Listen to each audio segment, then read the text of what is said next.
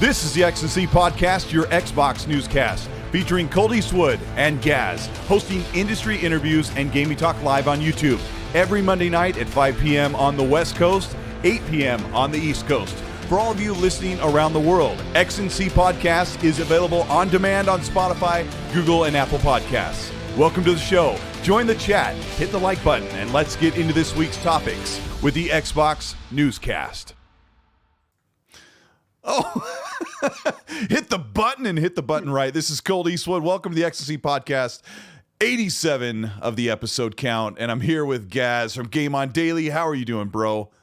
I'm good. I'm great now that King is here. King is here. It's been so long that I've seen King that his beard has changed colors. Yeah, yo, that's how long it's been. I've aged so fast. It's all what happens when you say no more to the die? Oh, we're gonna have a great show, man. It's gonna be wicked with King and all the stuff that's happening. Good timing, Colt, to bring King on. Did you see what happened to Forspoken? That's why I said good timing. You guys want to break the ice and talk about Forspoken first? I want to talk about your experience at the New York Game Awards. Let's break the ice a little bit. Let's have some fun. Let's talk about Forspoken. Where's his intro? You got King on. You didn't forgot his intro. Whenever King's on, we just start talking every time he's on here. It's the King show. Everybody knows who the Iron Lord King David is. He's a true, real-life friend of mine. I've had him on the show 3 or 4 times. I'm so happy to have him. He is just legendary in stature and in handsomeness. We love King David. We're so glad to have you on here. Your contribution to the Lords, all of you guys. I mean, how can you single out the power of the Lords? We're so glad to have you on, King. Say hi to everybody. We got some people watching. Oh, thank you so much. I am so happy to be here. And I was telling Colt, it's just like old Holmes Day every time I speak to, Colt. Like, I was just watching his video today, and I said his production quality is second to none, to be honest with you. And he got me amped for Starfield. I wasn't even amped, and I'm looking at the gameplay loop, and I'm listening to what he says, and he has like the best narrator voice. And I'm like, this guy's killing it right now. I can't wait. Xbox exclusive. Only on PC and Xbox consoles. That's what you are, marketing. And Gaz, man. Gaz, I really need to get on that show with you and Asa some more. Because I miss you guys. So I miss you too. Miss you too. Like I was saying to King, only he from the ILP shows me love. Only King. The main guy. There's only so much to go around. Big shout out to we got a 99 Canadian dollars super chat from David Chimenti that says Xbox rules. Oh, Xbox. Shout out to Xbox. Yeah. Gaz with the soundboard. Yeah, no, thank you. That we are entering into the actual arrival of Xbox in 2023. But first, before we talk about Xbox and talk about the New York Game Awards, we're going to hear some stories from King David. But let me ask first. I'll start with Gaz. Tell us about Forspoken's receiving today. Forspoken? I don't enjoy games doing bad. But you know what makes it easier? Square Enix, because they have been sucky for a while. And it makes it easier because the initial footage that they showed for the game lies. Because what? Massive downgrade made for the power of the PlayStation 5. Game looks like a 360 game. We played the demo. The warning signs were there. I really was rooting for Forspoken because I love traversal in games. So the way they showed it off and what happened today, it's sitting at 68 on Metacritic. bad sign. Sony keeps money hatting, and now it's like, I need a refund. Too late, 2 years. You got a timed exclusive for this game, and then you had Babylon's Fall. Bad deals. That's what happens. They have widespread money hatting. So now they Forspoken runs like crap. Run at 720p in some bit in performance mode. Yeah, game is bad. A lot of people annoyed at the dialogue. A lot of people actually annoyed at just some of the story vibes, or the protagonist is a black chick, and then what Square Enix have done is just try to go for the Western mass market appeal, and then completely tone deaf. There's like, oh yeah, she's got a criminal record for resisting arrest. So I'm seeing a lot of black people really annoyed about it, and I'm like, yeah, well, that's what they did. They used characters for this. No foresight or thought into the character development. This is what happens. So I'm kind of glad some people are calling out, because I feel like these surface level sentiments in games to race bait to a checklist exercise isn't good enough. If you want to do like the law or the culture justice, then don't just adopt it and then spunk it out on screen and then have a terrible game and have terrible dialogue and performance, but then the story is rubbish. So it's like, So you can tell, I almost feel like I am happy, but I'm not happy despite the massive smile on my face. I feel like this is a game I just don't feel like I was hyped for the game on the gameplay front, but it just let everyone down. Play the demo, I was like, So yeah, it's a one. And also, let's be real, PlayStation guys, Xbox guys have been having a tough time the last few days with a horrible news with the 10K layoffs and what's happening with 343 and what's happening with Bethesda and all of that. And it was a bit of console warring on the streets. Like Paris loves that. Paris loves console warring. Fake outcry, So. Yeah, fake outcry. There was so much fake outcry. I saw your tweet there, David, and you were on the ball there. There's so much. Oh no, who cares about the 10? You don't give a shit. Sorry, you don't give a damn. In that business, that's kind of par for the course. It sucks. But in that business is high turnover, high rollover, and you don't understand, these, you can't get somebody that works at Denny's to understand how to run $1 trillion company, and they're giving you their opinion on it. So I refrained from talking other people's business, but it seems like this generation is always minding somebody else's business. Forspoken, forever broken. Foreskin Dovahkiin. Go ahead. I was super happy when I saw it. I thought it was one of the games that stole the show. I was into it. And I was like, hopefully they can start another franchise. I guess because Jim doesn't play video games, he saw the vertical slice that they gave him and was like, yo, we need that for 2 years. I don't care. Pay for it. And this thing that we're seeing now, when your CEO doesn't sit down and play games, you're going to start getting these little red herrings that's going to keep popping up. Shout out to Phil Dominus Maximus Aurelius Spencer for getting the Game Awards, the Legacy Award. Let me hold a controller like Jim Ryan. That was so heartbreaking, man. So you're gonna get these things. These things are gonna happen. They have to be hands-on. The optimization, from what I heard, is piss poor. Even if you have a beast of a PC, that's uncalled for. They should have taken time with the game. They should have optimized the game, and they should have made sure that it was in its best light. I feel that the game is rushed out the door because maybe it reached how much money they wanted to dump into the game, and it was like, well, it is what it is, and we're not going to put any more money into it. Our real money games are Final Fantasy, and they're looking towards that. So I don't know. I think that's bad. On the news franchise, I think that's bad. Yeah, they did I'm still gonna delay play it. They did sort of. They soft delayed it, or was there? I think there's an actual delay. And King, what was the Metacritic? Since we live and die by the sword that is Metacritic, what did it get today? It wasn't a good number, but then it changed. So it's not 69 anymore. Yeah, I think it's oh my 68. It's 68. Yeah, which is crazy I because said 75. Pentiment, Grounded, and Dust Falls all got better scores than Forspoken. Not that matters. I mean, I didn't enjoy a couple of those games, but whatever. This is one of those things, King, where Sony money hats a game and it just doesn't land. And Xbox has had a couple of those. They money hatted time exclusive on The Ascent and a couple other games that just kind of fizzled out. But That was a fun game. Well, it's better than a lot of those other, titles. I mean, The Ascent was pretty decent. When they money had it, Spider-Man from the Avengers, that fell flat. When they money had it, it's listen. I'm telling you, Jim is not hitting 100, man. I'm telling you, he's not batting 1,000.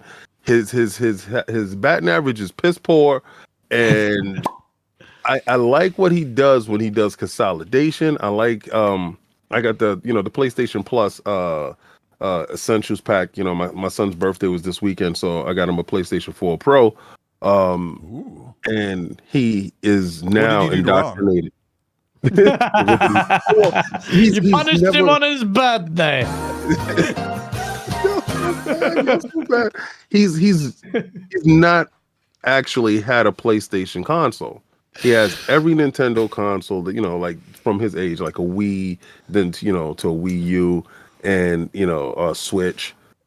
And every Xbox from Xbox One, now the Xbox Series S, and he asked for a PlayStation. He was like, I want to try the PlayStation. I guess he saw the God of War and the Spider-Man, I said, bet, and he got it, and he's loving it. I sent him to play the old games first because children nowadays don't really look at the graphics as much as we think they do. Because they play Roblox and Minecraft and stuff like that, and his favorite game is Terraria, so his eyes are not graphic whores.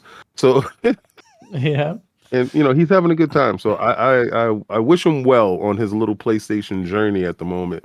And listen, I don't hate PlayStation. I think every console is it's a great thing to have, but I game here. Ooh, you got the chain.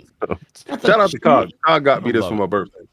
Oh man, shout out to him. That's nice. Sick. So, I mean, you look really, really slick today, but you're really dressed up over the weekend. I know. Today, you were really King dressed David, up before the. Come on, bro. Put respect on his name. He's always looking fly. I know that as soon as he got on camera, I'm like, whew. I mean, I'm married and everything, but. Only he could wear a coat or jacket indoors. If I did that, people would take the piss out of me. They get at me. I'm down in the basement, and I don't keep the boiler on while I'm down here because it makes noise right there. So I try not to be rude to everybody. But I also got like 100 coats, so I just pick one. The shiny one. No, poor Gaz. Poor Gaz has to go to the children's department to get his winter clothes. Oh my god! What? I know that when we meet in real life, we're like, Gaz! I'll give him a little guy. Look, I'm wearing a Super Nintendo shirt. They only make it kid sizes. Yeah. He's gonna hug you, then I'm gonna come and hug Colt, and then he's gonna disappear. So don't worry about it. It's true. It's like, hi, King. It's nice to meet you. King's that tall? Oh my god, I have no chance. It's gonna be like a Russian doll effect. No, they over here in America, we grow them real tall. It's all the French fries and all the Mountain Dew. But processed food. When I met Colt in California, I'm standing off the curb. Colt is standing on the curb, right? And I'm still taller. Still taller. Oh my god, you need to hold me in your arms and breastfeed me. I'm 5 foot, barely 5'8". I told the story before, but when we were at E3, we took a group picture, and I had my arms around King and somebody else, and I was on my tippy toes because to get my arms around them, I was like ballerina. But King, tell us about this New York Game Awards. You went last week. A lot of people there. Just paint the picture and tell us what happened. You got to talk to some important people and celebrity. All right, some stuff so going. it's on 23rd Street in Manhattan on the West Side, and it's a very out of the way movie theater. They show a lot of foreign films there, and they hold events there. So this is my first time actually going inside the theater. So when we get there, we dressed up, we seeing everybody outside. We meet Magic Gene there, and everybody's getting there. Attic is the only one that didn't come because he lives in West Virginia. So we're all central in New York. So we get inside, and immediately there's no like heavy security. There's people at the door type of thing, but it felt so chic. It felt so New York. It felt so, if you knew, you knew that's why you were here type of thing. You weren't going to, even the process to get the tickets was some like secret squirrel thing, right? And it was completely secret squirrel. And I see this little guy standing in the corner, and he has this plum suit, looking dapper, but looking like a kid on Christmas, right? He's looking at everybody's coming in, and he's like, yes, more, right? Type of thing. And Phil comes in. We see Phil. We see Reggie. Reggie's there basically, and then Gene goes, Todd. I'm like, Todd, what? Todd Howard. I'm like, where? And I swear, if you weren't looking for him, you wouldn't have found him, because he's really short and very unassuming. He doesn't walk around like he's a big shot. Everybody is just like in a really relaxed, chill mode, right? So you have people dressed to the nines. You have people, just regular casual, day type of dress too as well. So everything is there. The whole New York mix. And we're talking, and everybody's gathering around, taking pictures, having a good time. And we're seeing all faces. So, saw Jan the Dark there, and a couple other people there we know on Twitter. And we go inside the theater. As we go inside the theater, then it opens up. Then you see people from Kotaku. You see Jeff Keighley there. You see all type of people sprinkled around. Some of your favorite friends and families is there. And we start to go and talk to, Todd, talk to Reggie, talk to Phil. So there's a couple of moments, if y'all see, Twitter, I pull Todd to the side, and I'm like, yeah, what's going on? Nice to meet you. He goes, oh, who are y'all? So, he's looked at his dress. We're Iron Lords. Oh, I've heard of you guys. Nice. Yes. Frame rate. You have. Then, now I know I said you better have it out before June. But Sav and Cog goes into the whole, Todd, take your time with the game. Don't rush it. I said, Todd, please don't listen to them. He goes, oh no, we hear people, but it doesn't mean that I listen. I said, that's right. Your heart goes from Kool-Aid. That's right, I Todd. respect him for that. So, we took our picture, and then, I saw Phil, and I go, oh, let's get this picture, Phil. He's like, all right. I said, I got your back. So, we smile, we laugh, we take the picture, and then Cog and Solve starts talking about Vampire Survivor. Oh, Phil's boy. eyes light up. And he was like, yeah, I got like 300 hours in it. And Solve is like, yeah, it's S tier, isn't it, Cog? And Cog is like, Cog like it. Yeah, so he was outnumbered. Reggie's in the back laughing. It was just like a real chill moment. And now, Colt knows when we go to these things and we get a chance to talk to Phil or whoever in the industry, Matt Booty or whatever, there's usually a ton of security. It's really a lot of buffers to get to these people. Not here. Oh, that's wicked. Yeah, it was a place that I'm not gonna miss ever again. But the people that were there was so more interesting to our medium. Harold Goldberg And I want everybody to go follow him on Twitter because he's probably the most important person to our gaming culture. Harold has a foundation that helps, kids with video games and stuff like that, and getting them into our medium in different facilities, in different levels, like in architecture, in sound design. He just helps, and he does it in the Bronx, right? So that was near and dear to my heart. But Harold has what I want when I get older, that wonderment, that Toys R Us kid. Harold was the guy. Lamborghini, but okay. Right.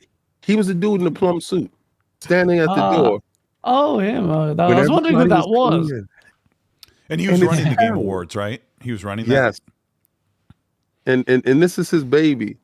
And I mean, he had a tragic accident that he has a whole Rocky story. His story is incredible. Like, he broke his hip when he fell down, and he had to learn how to walk again.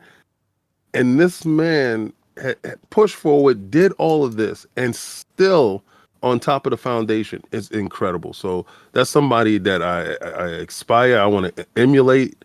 I want to What's see his name? how Harold I can help out. I'm putting it in the chat Harold right now. Yeah, I'm putting it it's in the chat right now. That's his Twitter handle. Perfect dude to know. I think he should be on everybody's show. I think he should have more light, because that individual should not be somebody that I just find out about by going to a Game Awards show. Mm-hmm. And he's so prominent in our community. Yeah. Oh, and you probably want to hear about when they said they gave the award for best DLC, and I yell out, "Let's go, God of War!" Oh no, you did. No, wow. you did not. Yes, I did. They read it off. They was like, and the award for best DLC goes, and they was like, and here's the nominees. And I was like, let's go, God of War Ragnarok. The theater was so quiet, and I yelled it out, and everybody was like, so, absolute fun. And he'll do it. He's doing it. At E3, he yelled, when Phil got on stage, King yells, "Phil, Dominus, Aurelius, Maximus, Spencer," as loud as he could. Did you do that? You could hear it. There was 5,000 people there, and King was like one row in front of me, off to the left or whatever it was, and I heard him. We were all in the same area. We're gonna go crazy. And then the crowd start going, "Dominus, Dominus, Dominus." I know he loves it. Of course he does. let me just a couple supers. We'll get into our first major topic here. We got Dusty Patterson. Thank you so much for the super. Says, "Hey guys, happy to be here. Pumped for the developer direct. We Xbox fans need it. Let us compete." So hell yeah. Yeah, we're going to talk about the developer direct here in a little bit. Highlander, thank you so much for the super. He says, "I told Sony ponies that I would not trust them to run a lemonade stand, let alone $1 trillion company. Square Enix needs new management." Yeah, when you guys were talking about Forspoken, guys, I wanted to say, I'm not so much annoyed about the PlayStation money hat. I'm more annoyed at how Square Enix treats their publishers and their developers and their parts of their studio arms. Like their Western studios, and like, "Oh, you didn't meet expectations," and we're going to hear in about 2 months, Forspoken didn't meet expectations, and I think. And then what are they going to do? Cut them off as well, like they mistreated the Western studios. What are they going to do? You just played one of them. Like, they were not happy with the team that made Guardians of the Galaxy. Oh yeah, and they sold them off. What a great game as well. And then they sold him off and publicly rebuked them. I was like, that's how you got my back. You literally you're pooing on me in public. Like, you're supposed to have our back. Not only did we deliver a great game, like that wasn't enough for you. It just didn't perform. And like you guys, I believe they forced them to put that Avengers game as a game of service. The publisher, so Square, I believe so. And then when it underperformed, they threw them under the bus. Guardians of the Galaxy was a great game, and I think Avengers was going to be like Guardians of the Galaxy because the story, the single player story mode was phenomenal, just like Guardians of the Galaxy. when it got to games of a service, that's where it was just like a clusterbuck. But totally disgusting. So yeah, and Square's losing that trust from gamers. They're losing that trust. PlayStation guys are annoyed as well because they've got Babylon's 4 and this, and just like, wow. Yeah. Is Babylon's 4 from Square? It's Platinum. Platinum, I think. Platinum, isn't it? Platinum game. And then, they've had a couple of them. They've had a couple like ones that were supposed to be big that, like Godfall. But, I don't know, whatever. I've said on this show that Xbox and PlayStation's games have typically sit around 82 or 84 meta, like as a whole. It's kind of crazy. Sith Lord, who says, best night ever, just getting out of dialysis. Thank you. Thanks for the super chat, Sith Lord. So he shout out to Sith, everyone.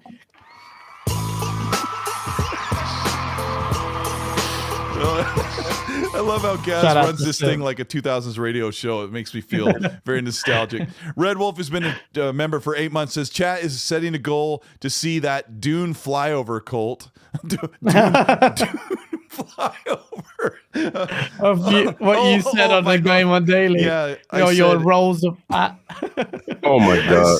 Somebody was trying to dare me to take my shirt off on the show, and I said it would, look like you were a camera flying over Dune with my chest. White sandy beaches, right? So Dusty Patterson says another one. Congrats, Sith Lord, and people in the chat were congratulating him for getting through his dialysis session today, which is something he does pretty often. But thank you so much. Kevin Malone with a Canadian $5. Thank you, Kevin. Says, I'm thinking that Minecraft Legends will be more fun than Forza 8. And then he says, dodges tomato.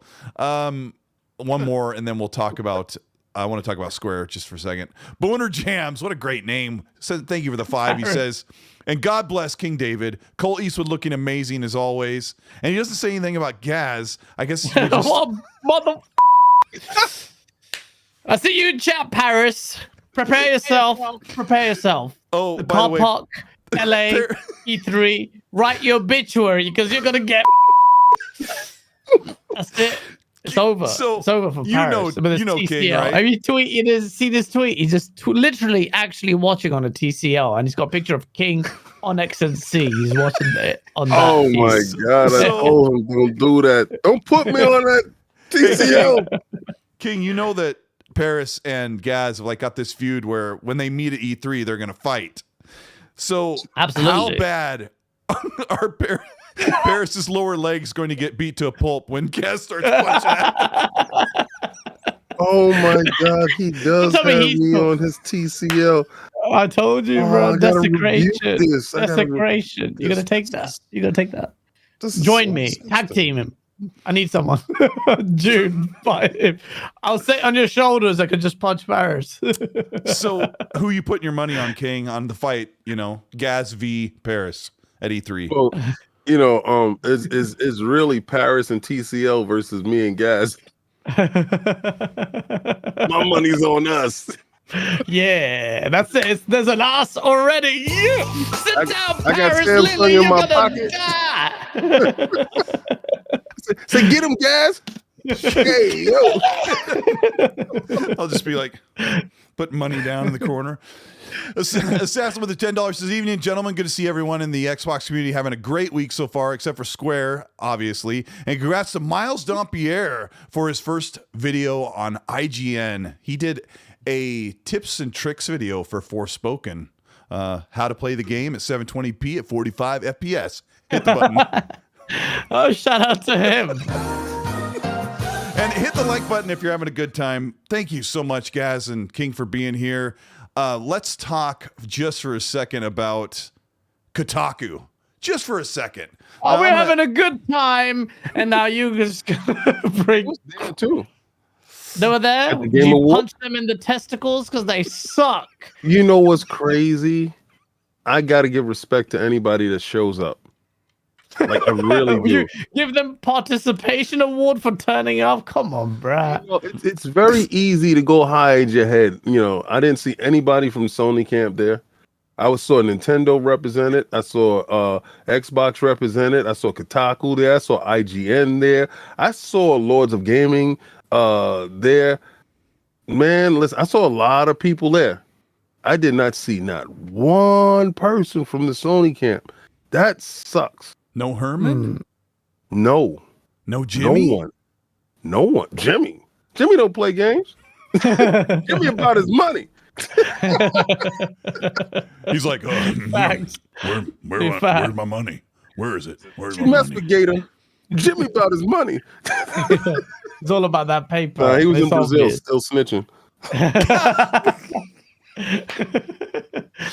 He's on those knees. He's doing it overtime. Regulators love him. Regulators love him. Let him go. It's working. It's working. FTC, Lena Khan is a happy woman. That everything he's doing is working. Like Microsoft's issuing subpoenas now. This thing is getting messy. Not as messy as Jim Ryan's mouth is. This is no longer a family show. Does not approve of this message. let me pull the e-brake, because instead of talking about Kotaku, maybe I'll save that for never. But Hargeet Johnny has a really good chat here that will lead us into our topic. He says, Phil pays a developer a Square game, Tomb Raider, and gets eviscerated in 2015. PlayStation doesn't. It's all good. Sigh. I wonder why Phil doesn't do more deals. Oh, yeah. So I mean, they might do though. If so, okay, King. Look, Sony have taken the mick with this. They've shown how little testicular fortitude they have with the FTC ABK deal. What I think Xbox should go scorched earth from now. And I don't know. I'm not a fan of timed exclusives. But what would you do? Either drop the nice guy act and start going raw. What does that entail for you? Like, what would you do? Extra. I'm always extra. Yeah, it was dope though. All right. So you're asking me to be Phil at this moment. Yeah. What would you do? It's not an act. That's the whole problem. The whole problem is it's not an act. He understands. You know, and I think he's doing stoic philosophies, to be honest with you. Yeah. I'm pretty sure that he would really like to eviscerate this guy. I'm pretty sure that he would really, like to say something mean. I'm pretty sure that he would really like to, strike back. Not all actions need a response, right? And not all responses are going to be received well. So you take care of your household. Right now, we know Microsoft has issues, right? 343 was a huge issue, and they took steps in clearing and fixing that up now, right? That's a big issue. So before you can go out and start money hatting and doing stuff, if you don't clean up the mess inside the living room, it's just going to start to stink. So well done. Yeah. You clean up your house first, then you get this ABK deal, and I'm pretty sure after a period of time, everything is sorted itself out. You got to become the market leader. The only reason why Jim is able to pull these moves and do the things that he's doing is because he's the perceived market leader. We all know Nintendo's the market leader, but he's the perceived market leader when it comes to these next gen consoles, right? So he's dictating pace, and he's acting weak at the same time. I've never seen anything like this. So Microsoft has to fix their house up. Get 343 in order. Get these games out the door. Worry about your commitments and dictate your own pace, and stop dancing to this guy's tune. Let him dance over there by himself, because my father always told me, when two idiots are fighting in the distance, when two people are fighting in the distance, one is an idiot and one is a smart man, you can't tell the difference. They're both in the distance. Don't pay the idiot no mind. Let him go do what he's going to do, and you walk away. Let him talk to himself. Let him bother himself. Let him do what he's doing to himself. Because as you see, the money hatting thing isn't working out for them. The getting these exclusives isn't working out for them. And when they turn around and they look, they're going to be in the position that Microsoft was in. Remember when Microsoft didn't have the IPs and the stuff like that, didn't have ownership over things, and he got rid of Japan. Japan was their home. That was their home front. You started burning bridges, Jimmy, and it's gonna come back on you. Microsoft is holding down what they're supposed to hold down. So I wouldn't want them to respond. I wouldn't want them to money hat. Just worry about your stuff and fix up 343. Make Halo what it's supposed to be, and get back to making good games. That's all I want them to do. That's rated. That's the right answer. It's like tit for tat right now doesn't make sense when you have to clean up your house. And you're right, the living room's a bit of a mess and you need some help. So yeah, absolutely rated. Yeah. No games in 2022. Popeye biscuits for us. Yeah, it's true. It's true. But this year, just gotta deliver, and it looks good. Yeah. Now it's going to be flip flopped. It'll be no games in 2022 for Xbox, no games for PlayStation in 2023 from first party, except for Spider-Man, the same game you played in 2018, but with more missions. As a big Spider-Man fan of 2018, and I like the Miles Morales one. Overrated. I'm sorry, King. Yeah. Overrated. I'm the minority there. I can take that this year. I think, see, Sony can rest on their laurels, right? They have a fan base that is willing to accept everything. Yeah. We don't. We're fighting here. We're yelling, and they think we don't. Well, we do. Yeah, we have Game Pass. That literally held us through 2022. Yep. All the games that they did launch in Game Pass, I was grateful for. Some of the experiences I did get a chance to try. So, 2023, let's get these games out the door. You get the fan base to what you said you were going to do. The last E3, just get the games out. Yeah. Yeah. I mean, we're wondering if Ninja Theory has Hellblade ready for the end of the year, and if Microsoft's like, just hold on. We might have some Activision stuff this year. And I was talking to one of my sources that they're thinking if Hellblade is supposed to drop, that Microsoft would say, let's just wait. Let's push you into the spring. If I was Ninja Theory, I wouldn't want my game to come out in the spring. I want that holiday release, especially if it's ready. You think that's a possibility? Have you seen Tamim Antoniades, whatever his name is, that main guy? He's always with these hot chicks and partying all the time in a club or in the pool. I'm like, this guy's loving life. How much did Microsoft pay him? Is he the only one not working? The guy, if you checked out his Instagram, people check out his Instagram. He's got the fittest chicks. Fit means it's hot in the US. You guys have the different.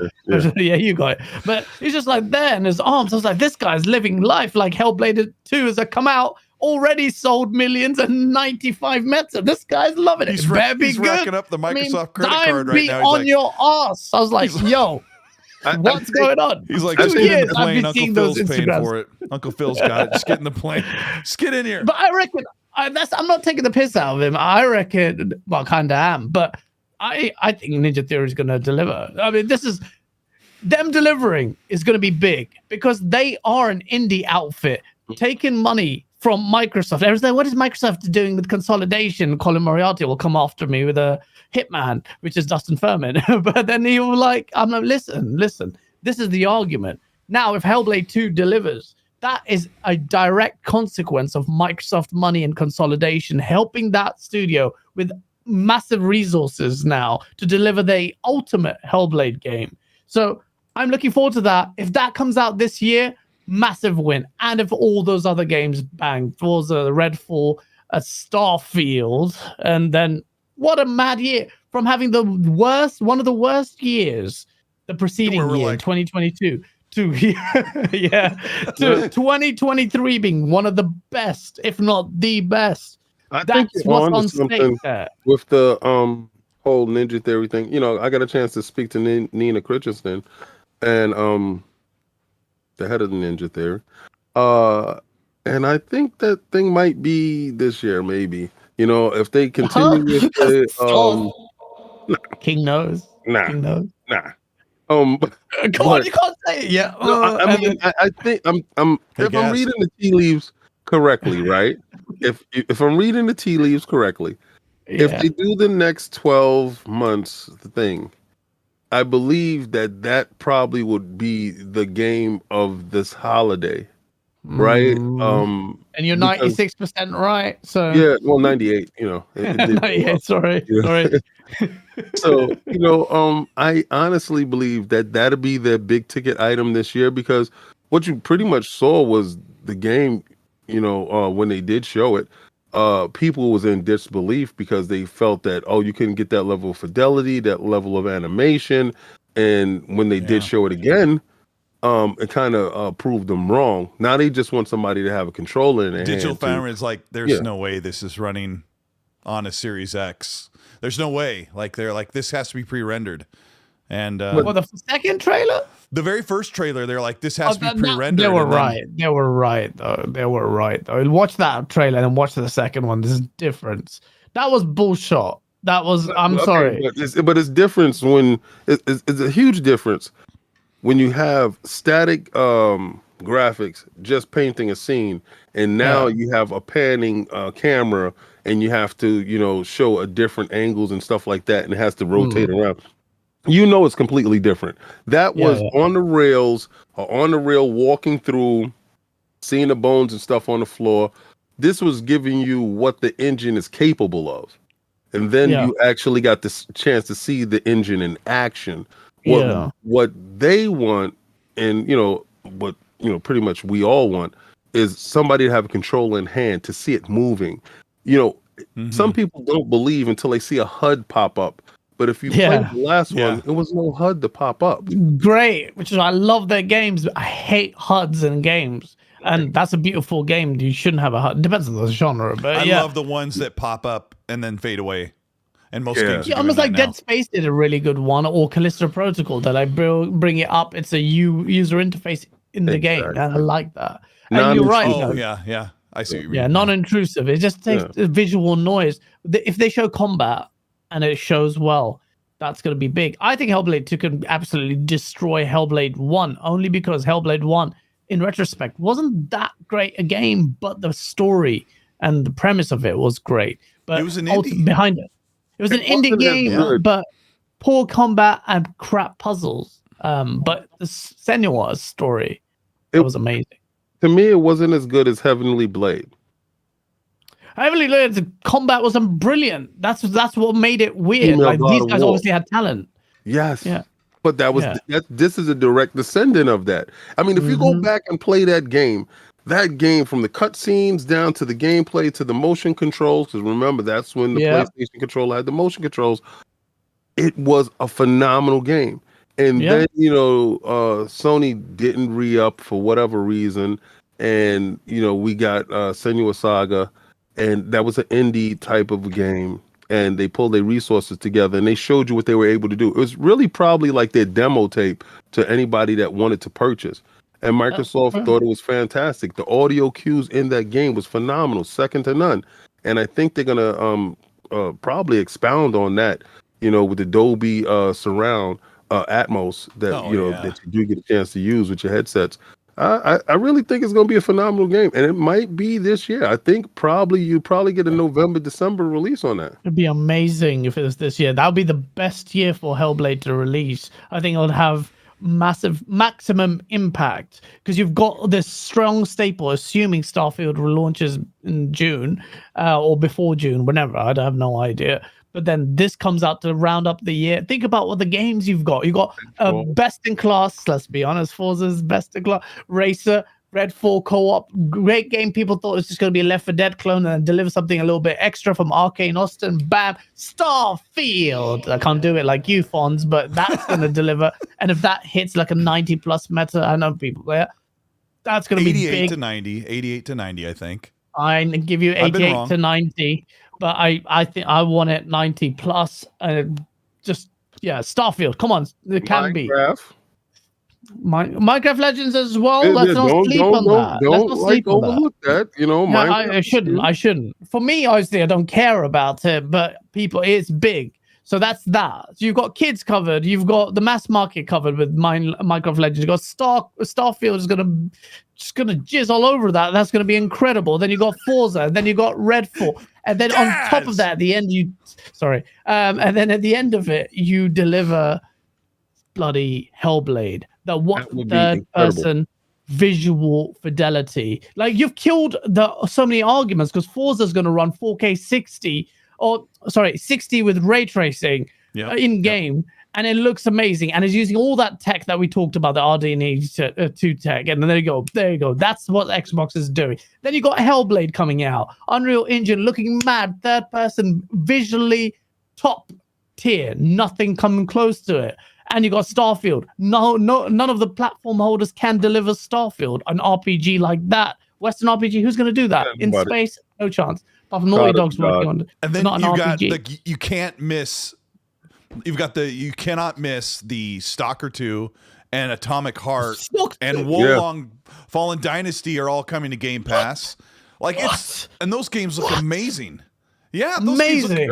Then you don't want to miss those games, and those are going to be on, as Lemon says, Game Pass. What do we drag? Yeah. Shout out to Lemon, man. The era of us whinging and smacking ourselves in the crotch over and over about the difficult time we've had over the years is come to an end, and there's a little bit of wrinkles here or there, but we're working through it, I suppose. King was right. Right. What you said, King, you said was spot on. Xbox fans always hold Xbox's feet to the fire. It's in our nature because obviously Xbox messed up as well, but it's always in our nature to always call him out. Look, I'm still getting heat for my Halo video where I called out 343. None of these games that I've mentioned even come close to how much I care about Halo. Nothing, barely anything comes close to Halo. In fact, anything in this modern space I care about more than Halo. But I held that feet to the fire and said management's an issue, and Halo Infinite, in my opinion, it's not failed. When I say it's failed, I mean something else. People don't understand.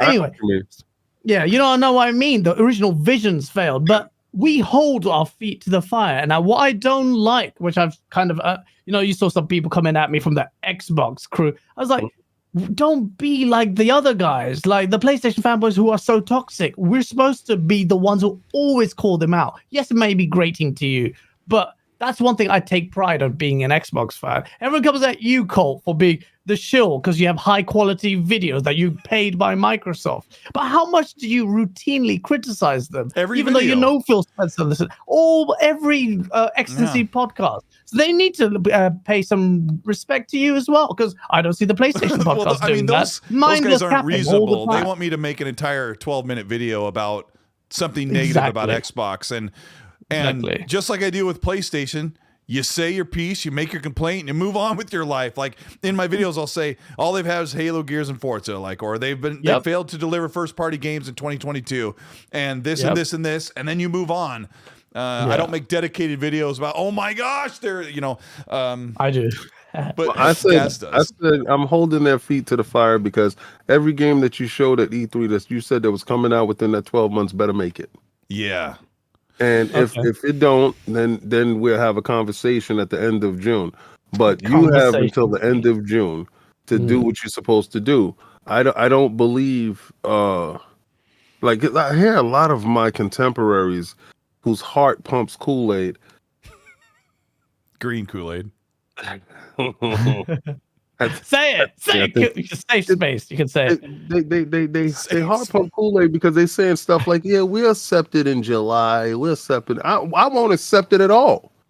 You said 12 months, so you should have known exactly what you had coming. That's it. I mean, you should have known what your list was. Do you think Todd needed an extra 5 months or 6 months, not an extra year? Like he needed 4 months. From what I heard, he needed 4 months.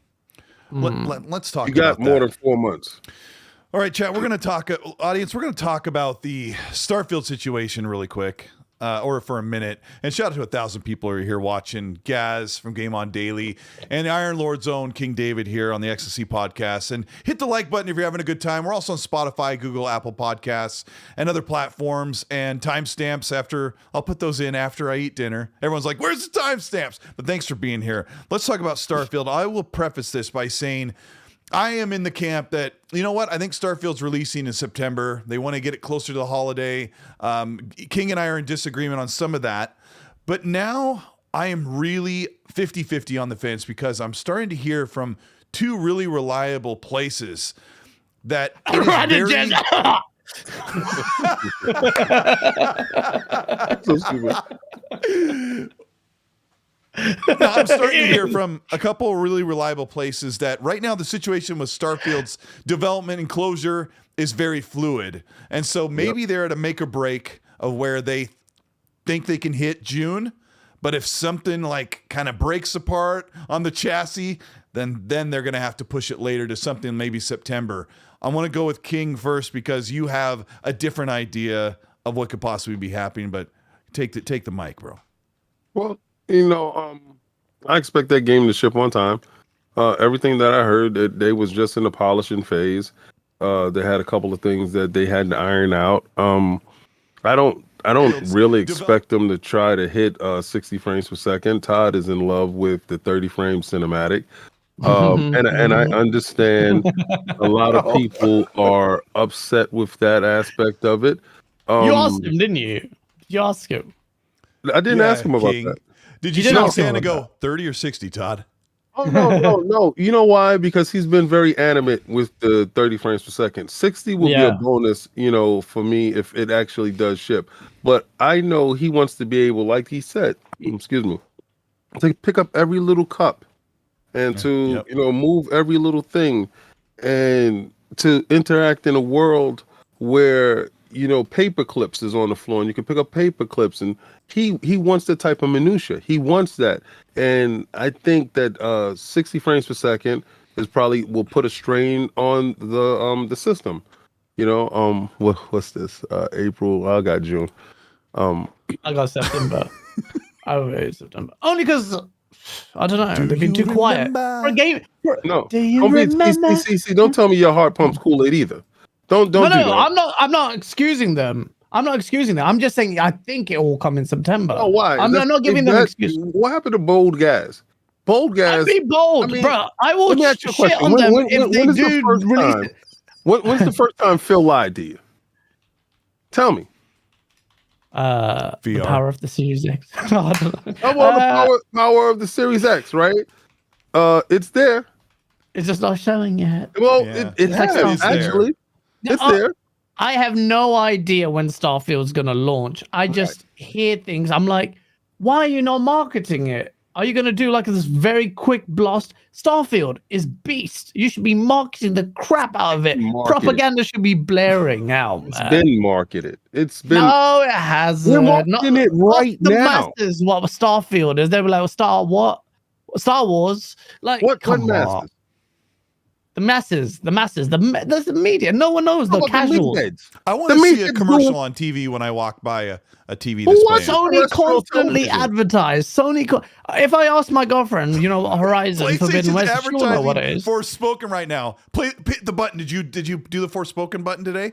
Or were you? I didn't do it. Damn it. Yeah. Okay. That's something I do now. I was gonna put that on my soundboard. Sorry, chat. I let you down. Right. What were you saying, King? As Gaz and I were freaking out. It's just, Gaz knows. Phil said, if he knows this, he knows. Phil said, if Halo isn't right, he's not shipping. If a game isn't right, it's not shipping. And he shipped it. He saw it. So that's a lie. Ship. That's the lie. It didn't ship. It didn't ship. When it did ship last year, no co-op, single player was dope. I'm sorry. There's no way I'm going to ship that. Bonnie, ship it. Disagree. He said, Bonnie, get it out the door. See, now you're going to split hairs. See, now you want to split hairs. Why am I splitting hairs? You didn't see Craig's face. You didn't see Craig's face. Craig's face was gone. He had a little bit of Vaseline and everyone was happy. That wasn't the 2018. Look, on the Halo thing, I am not going to win any favors. I know you're not. Yeah, I'm not going to win any favors with anyone. Keep I have going a vision with for your it. preach, then, King, and we'll try and learn something. But King, I'm not saying they are okay to delay it past the 12th. It's an L. You have a covenant. The reason why we had that crap showcase last summer is because you angled it as the next 12 months. That's right. And if you don't deliver that, it's a fat L and 4-dimensional 5D L. You call it a problem. You call it mismanagement, right? Well, whatever the reason is, Yes, ultimately, it will have to be mismanagement. Ultimately, it is. Because you said it's this. That's it. So we agreed. It was a handshake. It was a virtual handshake. 12 months. We're not going to talk about the future. We're just going to talk about what you're getting here. We're going to tell you exactly what's coming inside Game Pass, and we're going to tell you exactly what we're launching in the next 12 months. And we tuned in, and so it was a bitter pill to swallow because the other consoles was showing games in the future, getting the team all lathered up for later. And what we had 12 months. For 6 of those 12 months, we got Popeye's biscuits. Right? Nothing long. Not even that. I mean, I like that. I would like that. Oh, I don't like dry Popeye biscuits and water. No, I don't. I sat there and I Here's took his it. Dusk Falls. Little games, yeah, but they started trickling out. Atomic Heart is coming. We're gonna get the Forza. Forza is gonna show up. We're gonna get the Redfall. Redfall is gonna show up. You better finish on this promise. Now, if you want to continue with the 12 months, because if 12 months is going to be a thing, and you got so many studios, Colt, trust me, the 12 months is going to be really good when they start churning out the games. Because I do like. Yeah. But you got to hit the first 12 in months. In all honesty, and I know we got upset about the 12-month thing, but I've been following Xbox's E3 on my channel for quite a while. Typically, the majority of the games they show at the E3 event come out before the next E3. And that happened for a while. And then there was the past few years, those games just never show up. Like they show The Last Night, that pixelated like Blade Runner game. They showed that in like 2019. It's never come out. But but they can't control those. Like one of my friends says, like I'll say, "Where's this game?" I'm like, Colt, they're not making that. They just paid for exclusivity. I'm like, well, where is it? They said it would come out. So the 12-month thing, King, I guess they have done quite a bit in their history of E3s. So you think they'll continue with that? I think that's smart because when they start showing you Fable, but when they show it and they show you a Vow, they show you stuff, that stuff is coming in the next 12 months. You're gonna go that is crap. Good. Yeah, right? you just missed the reveals. If they say this is coming out in the next 12 months, anything that's brand new to you at the E3 show, Gaz, is smaller, like High on Life. High on Life was shown in June. Oh, I didn't know that was coming to Xbox, and it comes out at the end of the year. So if you're waiting for like your big reveal, like is Coalition going to show their brand new IP? No, because it's not coming out in a year. That kind of sucks. Have an exo. They don't need to do it. Yeah, exactly. That's what I'm going to say that. You don't need to do it at E3, but you can do it somewhere else. If you do it somewhere else, I don't care where you do it. I'll be sitting on the toilet. You can do it from Phil Spencer on the toilet. Like, here you go. Here's some toilet paper. Next trailer. Boom. Do it. You got like a dolly cam come in and the door opens and Phil's sitting there and he's like, "You like games?" And he pulls toilet paper. That'd be great. Jim Ryan's like, the PlayStation toilet's got this toilet paper's got PlayStation's logo on it. Well, yeah, bro, they feel like that way. He's like 70 billion. And it's only one ply, so you got to use this much. Hey, ply toilet paper, you know it. Double up. You don't need no break. Yeah, Sony's skipping out on that. Nah, PlayStation quality, man. They'll just give you three. Four ply. Four ply for 4K. Four squared. Push square. Let me ask Gaz. Gaz, what will Xbox open with at the developer direct? What game are they going to open with? Maybe I reckon. It could be 50-50. I reckon it has to be one of the big ones. That depends. It could be Minecraft. Yeah, exactly. They could get Minecraft get out of the way. It's like everyone's like, "Oh God, they started Minecraft." Okay, fine. Get that out of the way. Now show us the real game. No, Minecraft's the real Minecraft. I mean, they can, but ultimately just want to start it strong and end it strong. That's how audience retention is. If you look at YouTube, for instance, the beginning and the end is a bit weird because they don't track that. But normally it's the beginning and the end that really strong. So start off with the Redfall, show us some shooty. Start off with stuff. Redfall again, because they did it at E3. They did it before. Yeah. What do you think, King? What's going to kick off the show at the direct? Forza. That's what I thought too. I think Forza, you have Minecraft in the middle, and you close up with Redfall. And That's Redfall launches first, Minecraft comes out second, and Forza comes out third. That sounds good. Paris says open with Forza, close with Redfall, and he also wanted to write, he'll say anything that disagrees with Gaz. Let me read a couple supers here. You're great. We've got Red Wolf, my friend Red Wolf, thank you for the 5. He says, Redfall went from an 8 to a 2 for me in terms of hype after the news of the elimination of team story progression. It's a single-player game for me now. Yeah, that's interesting. Like, Gaz, you kind of dug into that. If you play a game online with your buddy, that progress is tied to when you're logged in with that person. Yeah, so that's not a good move in my opinion, because ultimately you want to be able to feel like you are progressing with your friends, but you're not really doing that. I also find it weird that you can pick the same characters, all of you, but when the game doesn't, it's obvious to me based on what the developers have said, they ideally want you to play it.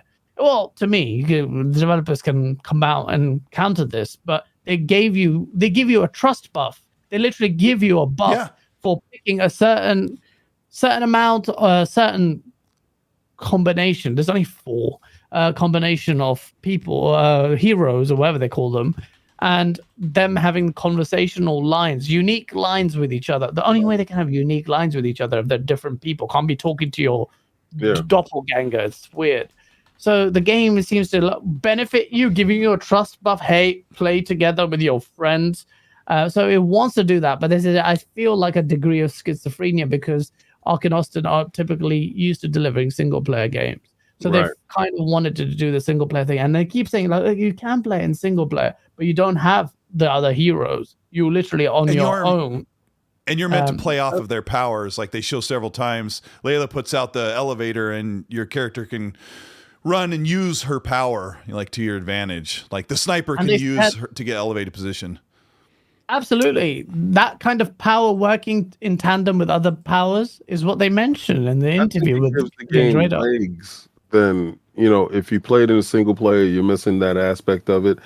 But didn't they do that with State of Decay? That your progress was tied to just your game, and you didn't gain anything only in that world or something like that. Just your character progresses, and everything in there belongs to your host, I think. Yeah, that's a little bit. I didn't like that. Yeah. I wonder if that's something they'll change. What was that? Yes. With this game, it's more about the moment-to-moment encounters as opposed to progression of a story. So I don't think it's the end of the world for Redfall. Whereas with State of Decay, it's important because you build a community. You want to share or have a sustained effort there that carries over with your stuff. But with Redfall, it's more moment-to-moment gameplay. It's all about that experience. So it's not the end of the world. That's not how a lot of people imagine playing Redfall anyway. So yeah, Red Wolf, I get where you're coming from, but it's still a multiplayer game. Best enjoyed in co-op, in my opinion. That's the way most people should play it. Unless you want to play solo experience, it depends on your taste. But Redfall, I can tell it's quite clearly obvious. The best way to play this game, the way the devs want you to play this, is in co-op. Each one of you 4 with different characters. That's it seems like to me. Well, I never really thought about that much before, but it gives you an opportunity to if Red Wolf's like, hey, come join my game, I'm like, oh good, I'll start a character with the person with the little mech robot, or I'll start this time with the sniper because I haven't used the sniper. And maybe that would be the allure of keeping it fresh by starting another character that you play with different people, but it just depends on when you can line up with people and play. Yeah. Yes. Let me move to the next one here. We got John RPG says, King, that NDA, dude. That NDA. He thinks you're holding something back. Sign anything. Don't worry about it. You can't get in trouble. I'm no one's hard drive. I will let it spill. Yes. I didn't sign anything. I don't have to do anything. Mandingo, that was another problem that happened this weekend. Oh boy. Mandingo McThickens. Oh, such a great name. Thank you for the 5. He says, do my eyes deceive me? Is this the Star Trek Gaming Coalition? We have Federation, Colt, the Romulans, King, and the Ferengi, Gaz. Did I say that right? Because I don't know Ferengi. Ferengi. Whoa, who said that? Mandingo McThickens says you're the Ferengi. I'm gonna see what they look like. What? Oh my God, they look crazy. I thought I would be a Klingon. Oh my Wow. gosh, Gaz, you I don't remember look what like the Ferengi looked like. Yeah, it looks like Dobby with huge They love round money. ears. Oh They my love gosh. money. They do. It's They true. do. Yeah, I remember that. Listen, That's something. I'm a huge nerd. Do not let these glasses fool you. We all are. We all. Yes, sir. Yes, We're sir. good company here. Bloody put me Ferengi. Oh Sir. my God. All right, we're gonna let King spill out of here in just a second. We wanted to have him on for the first hour of the show, and he's got the nightlife to live. But King, thank you so much for being on the show and hanging out with us. It's always a really good time, and we learned a lot today, didn't we, Gaz? What did we learn? We're literally just talking crap. I don't know why 1,200 people are listening to us, because it's fun. We just have it. We didn't learn. There's nothing to learn here unless you've dropped some like random thought inside of bars that I didn't clock. We're just having fun. That's how it's going to be at E3. Oh, with I more cannot weed. wait. I cannot wait. We're going to have an impromptu podcast. I have some stuff lined up. So all your favorite podcasters, we're going to have a great time. Except for Am I Rand. allowed? Am I invited? Because I know ILP don't invite me. You are always invited anywhere I'm at. So cut it out. I'm waiting. I'm waiting for like my DM. King, can you put that in writing? Just Listen, I write it in blood. Don't even worry about it. That podcast will be wild. If it We will happens. have a great time. I mean, it's certain things that need to get done where when we all are in the same space, and I think we owe it to the community to do something of that nature. When the Avengers get together, we owe it to everyone so they can see, because a lot of people really don't think we would hang out with each other. We don't know each other. We don't speak offline. We do those things, people. And Xbox guys actually come outside. So and inside. Gosh, Really never gets old. King, brag about yourself. Tell everybody where they can follow you. I've got your name in the description if they want to, add you on Twitter. But say it loud. Well, tomorrow you can catch us at R&R with the Lords. That's where Attic and I talk about the latest movies, TV shows, and current entertainment news. That's 5 p.m. Eastern Standard Time. Sundays at 1 p.m. Iron Lords podcast, where me and the rest of the four horsemen talk about all the gaming news that's going on, what happened during the week, and some of the stuff that you don't know about, that Cog knows, because Cog is a real insider. And threw him under the bus. And lordsofgaming.net. Oh man, I can't say too much about these guys, because these guys are actually the wheels in the machine that keep us going. These guys write incredible articles, and they're very topical, very good stuff. I'm doing a Lord's Minute this week about the Bad Batch, and that stuff will be up there. So go check that out. If you're into Star Wars, excuse me, go check me out over there. Sorry.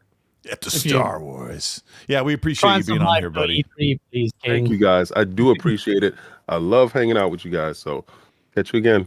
Thanks, David. Thank you. Yeah, I gotta go. Yeah, I work in go. ADD, you gotta love it. ADD, get yours today. Bye, King. We'll see you soon. Man. Chat, we're gonna stay here for a while. We got a lot more to talk about with just Gaz and I. Peace out, man. See you, buddy. Take it, bro. So, Gaz, what? I wasn't paying attention. I was surfing the web. No, I was like, why is he doing his outro? Like, what I was so confused. I had him for an hour. He works a different schedule. He works overnight, so having him on here is a totally different thing. But I'm so glad he could be on here. But Gaz, we got some more stuff to talk about. Assassin with the $10 super says, long as Starfield and Redfall come in 2023, I'll be happy.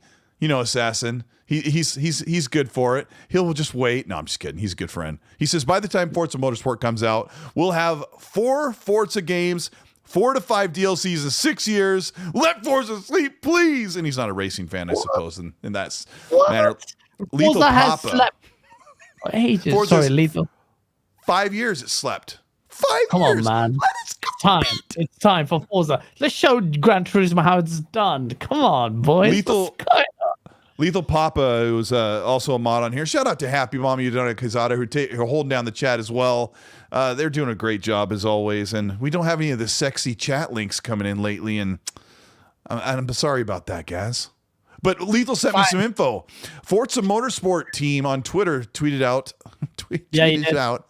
This upcoming Thursday, January 26th, the day after the Developer Direct, at 9 a.m. on the West Coast, tune into Forza Monthly, which is, I'm adding some extra information. That's an hour-long stream, which features all new Forza Motorsport. So whatever they show... Yes! The floodgates finally open. We talked about this last week, didn't we? Was it on my show and yours where you said, well, just show us something? They're trying to break the levee, bro. Yeah. Here we go. Now we open it. Look, immediately before the show's even started, the Wednesday one, an hour show. They're opening the floodgates. I think they listened to you, bro, because you were like, why? Just show me a picture of a car, screenshot, anything. Just please, Father. Just one little screen, just a corner of 4 pixels, please. Because I have just a farthing for me knickers. Please, Father. For knickers. Oh, that's... Just for I'm not me, wearing bum. any. Just for me, bum. One little screenshot. Down from waist below. My days. Yeah, he always makes fun of me, chat, for my English. He always does that in party chat.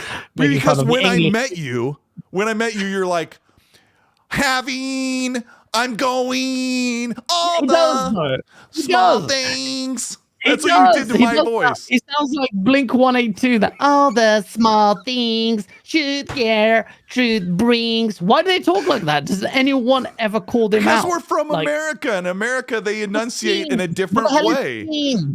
I've never heard anyone go other than Blink 182 pronounce all the small things. Time. It's like time. What the hell's time? It became such a meme internally. That was Australian. That's time. That's Australian. We don't say time. We say time. There's a song where he goes time. I'm trying to think of the verse.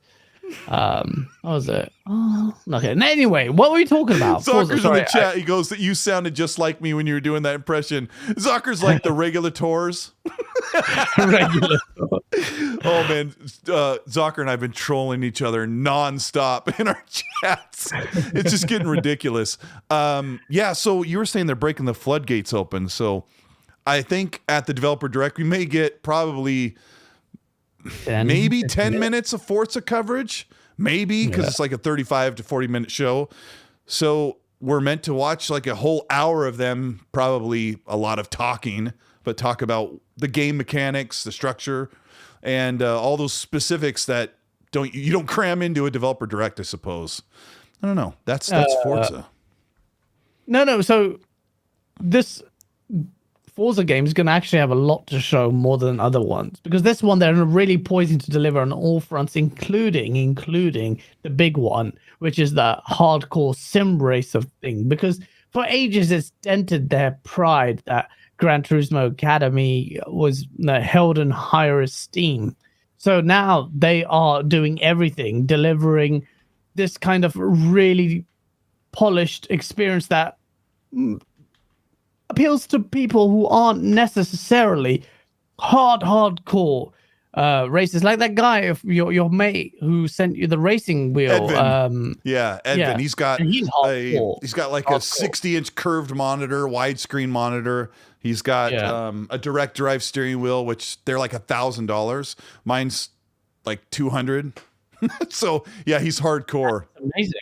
I mean, even that looks amazing. I mean, I don't have enough space for that stuff there, but Forza's going to be different, people. It's not just going to be just your typical, like another Forza entry. I mean, they were always really high. This time they're really, you have to understand, is it Dan, what's his last name? Greenberg.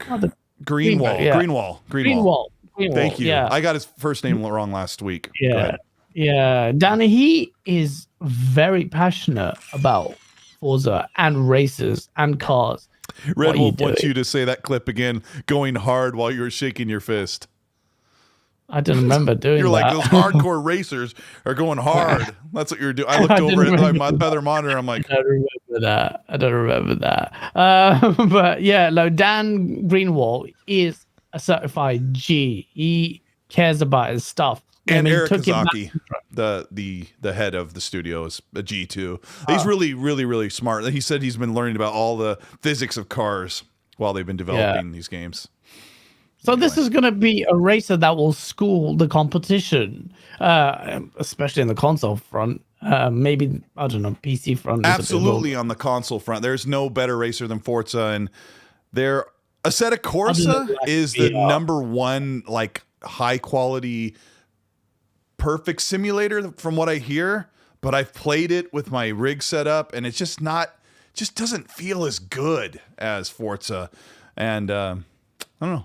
I've been talking to a friend who's really into the racing setup thing, but that's totally niche, but big opening information for Forza. Finally, I'm excited. Forza 7 I barely played because at that time I liked the Dubai setting. I tried a little bit, and then I'm like, I've done this so many times. Now I haven't done it for 5 years, and I'm now kind of like, all right, I'm off the arcade bit. I want to play a little bit more serious, something visually stellar as well. And Gran Turismo, I've got it. I'm just like, I can't be motivated to play that, but this one, because it looks so similar to the old racing games, even if it's Forza Horizon, are really enjoyable to play when you're just chilling with a party and with talking to a friend or talking to friends, and because you can get like into the rhythm while you're talking. I can't tell you how many hours Dealer Gaming and I've spent playing Forza games, like in a party chat, doing our own races or racing together. But when you're racing together, you kind of have to really concentrate because that's when it gets really fierce. But let's talk. I got to totally switch gears from Forza to talk about Fallout 5. Did you hear what Fergus Urquhart from Obsidian said the other day? Again, he wants to make it one day. He says that didn't he say that they've got their plate full at the moment with Avowed and something else. Outer Worlds 2. Outer Worlds 2. By the way, I'm playing Outer Worlds 1. I'm really enjoying it. If you're cool. in the same boat as me, people, and you may have not played Outer Worlds because you thought it looked a little bit goofy and like fun, I got it wrong. It's not like it is funny. Like it is different. It doesn't take itself overly seriously, but quirky. Yeah, it's still quite like it's an RPG with serious vibes. The music is serious. Like it's quite like I completely misread that. The color palette, all of it made me think it's like Borderlands silly humor, but it's not. Like Outer Worlds is pretty like it does that. It does the humor. It does the kind of irony of the robot like AI. It's a smart aleck game in a way too. It's really you're getting like the sarcasm and the satire of corporate world, right? In there, exactly. Which is kind of weird. Like, where's this come from? But some beautiful vistas.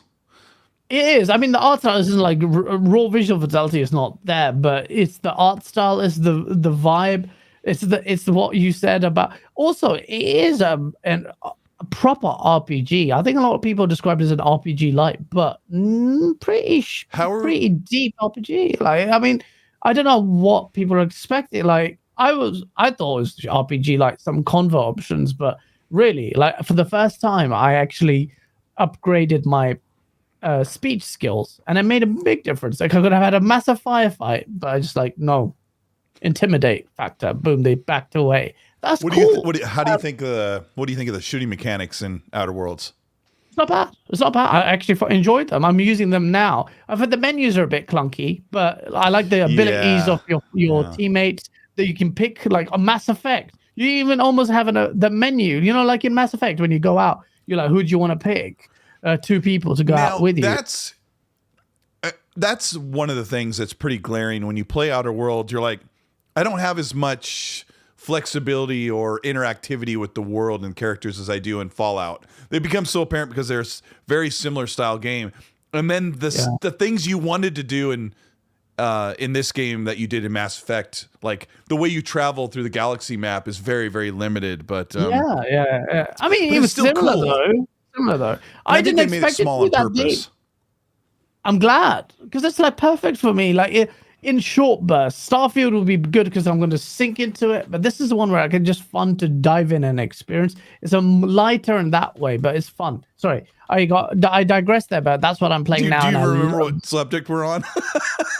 we were talking about. I'm going to ask if people 5. like Outer Worlds. Yeah. So go back. I was just kidding. I know we're wrapping. I mean, we're coming so back much to there. it. But it looks like he really wants to work on Fallout 5 because once one of these is done or both are done, the next Fallout is going to be worked on. It may be in conceptual phases now. It might not even be there yet based on his wording. But the next Fallout, I think what he's going to do is go out with a bang. No pun intended. You mean Todd? Todd's going to go out with a bang? Yeah, sorry, Todd. Todd, yeah, I think like Fallout. How much can you do with Fallout? How much? A lot. How much more? Like, how many more games can you deliver? Oh, I don't know, 3 more. I don't know, but Fergus Urquhart from Obsidian, the head of the studio, and Todd Howard are probably going to retire. That was part of Fergus's response in the interview, was that I would love to do a Fallout game before I retire from the business. And surely they're going to be retiring soon, no? I think they in the next 5 or so years, both those guys might be stepping down. Years? 5 to 10 years. Yeah. That means one Fallout game. That means one Fallout. Fallout 5 is a 2028 game, according to what Phil would like. Phil is hoping that they would be ready to deliver Fallout 5 by the end of the generation of the Series X and S consoles. So the problem with Fallout for Obsidian right now, and the reason why Gaz and I would say Obsidian should make one, because they took all of the guts from Fallout 3 and they shoved it in and made a Fallout New Vegas in 18 months. But I don't think, I mean, if you gave them Fallout 4 skeleton and made a 2025 Fallout spinoff, would that be okay? That engine, as it is, that version of Creation Engine is kind of ancient. What do you guys think, chat? Would you want Obsidian, who is, half the size of Bethesda Softworks, would you want them to do a spin-off upgraded Fallout 4 New Orleans or something like that, or whatever? Don't use that, but maybe I could ask that in a poll. Can I only make a poll? Give me your opinion while I write that, guys. I'll end this one. Looks like most people liked Outer Worlds. I think Fallout needs to go big, because the Fallout 76 stench still hangs over. So you want to do the big one. I don't want a little one, and that means Bethesda's full might behind it. I don't know. Brian Harrison chat says by the time the next Fallout comes out, I'll be 70 years old and I'll have the eyesight to play the game. We're all getting old, Brian. It's like, trust me, I know. we're hurtling. It's kind of sad. We're going to be so gray and old. You guys won't listen to us soon. You were like, oh, they're jaded. They can't even hold. Well, you're going to be older with us. So you're screwed, mother. Unless you're like the 12. reason why I ask in the poll, Gaz, I said, would you want a Fallout 4 new something? New something meaning a New Orleans or Fallout New Colorado or whatever they would call it. They wouldn't have to be a new word, but what I'm asking is for them to take. Say yes, because it's like extra Fallout. Who would say no to that's what I said. It's like a stopgap. Like Obsidian, half-size team's going to give you a really great Fallout experience because they knocked it out of the park with New Vegas.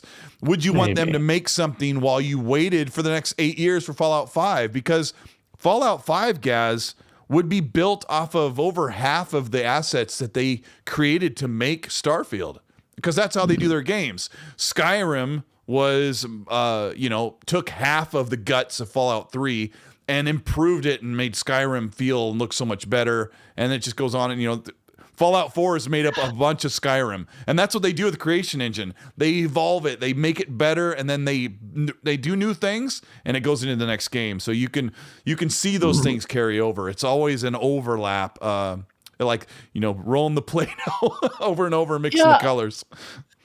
See, I'm two minds about that, because if you do one like that, like a iterative Fallout 4 side piece, the problem is it can take away from the spectacle of the next big one, because then you have to convince everyone, no, this is slightly different. And I'm just like, And then they're using the same engine, and like, how much more? Because you're diluting the Fallout name almost. I'm not saying Obsidian are not talented, but if they're using the creation engine to deliver this kind of halfway step between, it'd be 10 years though. One. Yeah, but then it's true. Then it's the same thing. Look at Corey Barlog. He made a conscious choice. It's like, do you want this mythology to go on for 3 games, or we can bring it to an end and deliver 2? And he used the same engine, and God of War looks very similar to the last game, obviously a little bit improved, but he ended that story and it met well. So that's why I'm in two minds. I don't have the right answer here with Fallout. I mean, I would like to have a couple of games in this generation that are built off of another foundation and just improved upon. Well, I think gamers demand a wholly new engine, a whole new experience. Everything has to be from the ground up and made for next generation. Sometimes if you just take what you know you can do and make that experience really good, like maybe Fallout 4 from Obsidian's spinoff would feel a little bit ancient in a lot of ways, but the rest of the game could be so great and actually come out in 2025 instead of wait until it's like too late. But that's kind of where it's all just crazy talk, true. I guess.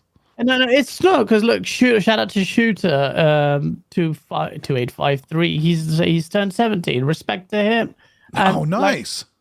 So if I say 10 years Shooter, you're gonna be 80. You're gonna barely hold it. Well, I'm sure hopefully you can handhold the controller, but at 80, we're like, well, if he's playing Gaz, now, he's got a lot of gas in the tank for playing games. I could have had it in 2025, and he's like, Gaz, you piece of. No, it's true. It's true. Like, I don't have the right answer for that. I have all the right answers for Halo, though, if you want to hear about that. But I don't have the answer to this one. There's a lot there. People want to see the games. People want to see the vision come to fruition. I feel you. This is the second time Fergus has said this in the past 6 months. I reported on it in a video in like August. He said it again last week. And they've said it for years. That we've asked Bethesda, and they've kind of told us no. But they had such a great working relationship. So that's the other part of the question. Would Todd Howard allow them to dilute the Fallout name when they want to, like you said perfectly, they want to bring it like in a proper, like, big spectacle, fully new Fallout 5. Interesting. This is kind of a tough one, but there's a lot to look forward to in a positive light with this statement. And it is Phil Spencer's 2011 quote that is oft repeated lately, where he said in 2011, if we lose our way with Halo, we lose our way with Xbox. And my reaction to that in 2023 is that's Phil Spencer in 2011 speaking with basically 3 IPs in their pocket. In 2011, when we were rounding to the end of the Xbox 360, Xbox was basically made up of Forza, Gears, Halo, and a fumbling Fable at the time. Right, guys? Am I wrong? I mean, take your mind back to 2011, the end of the 360 era. GTA 5 was like coming soon. We were going to get a release date soon. 2011, sure, what did we have? Date of that quote? Because I had it 2019. No, it was 2011. Okay. I hope not, because that's the whole reason why I said that. Let me look it up. Well, if we lose let our way. Let me look at my notes on the Halo Infinite is dead video. And I didn't.